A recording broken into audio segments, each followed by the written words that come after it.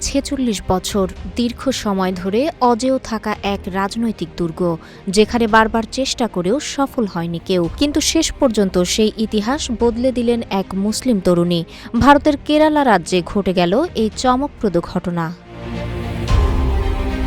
রাজনীতিতে 46 বছরের অজেয় দুর্গের পতন ঘটিয়ে ইতিহাস রচনা করেছেন ইন্ডিয়ান ইউনিয়ন মুসলিম লীগের তরুণ নেত্রী ফাতেমা তাহলিয়া। 4 মে ঘোষিত ফলাফলে দেখা যায়, কোজিকোড জেলার পেরাম্বরা আসনে তিনি ক্ষমতাসীন এলডিএফ জোটের কনভেনার ও হেভিওয়েট নেতা টিপি রামকৃষ্ণানকে বিপুল ব্যবধানে পরাজিত করেছেন।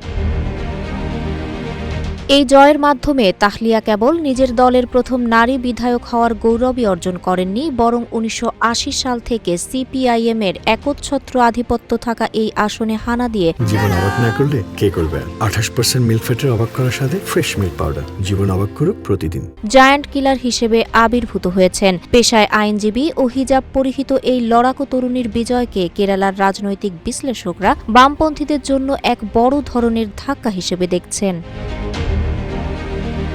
তবে এই জয়ের পথটি মোটেও মসৃণ ছিল না। নির্বাচনী প্রচারণার সময় তার বিরুদ্ধে সাম্প্রদায়িক প্রচারণার অভিযোগ উঠেছিল, যার পরিপ্রেক্ষিতে কংগ্রেসের নেতৃত্বাধীন জোট নির্বাচন কমিশনে অভিযোগও দায়ের করেছিল। তবে সব প্রতিকূলতা পেরিয়ে নিজের গ্রহণযোগ্যতা প্রমাণ করেছেন তিনি।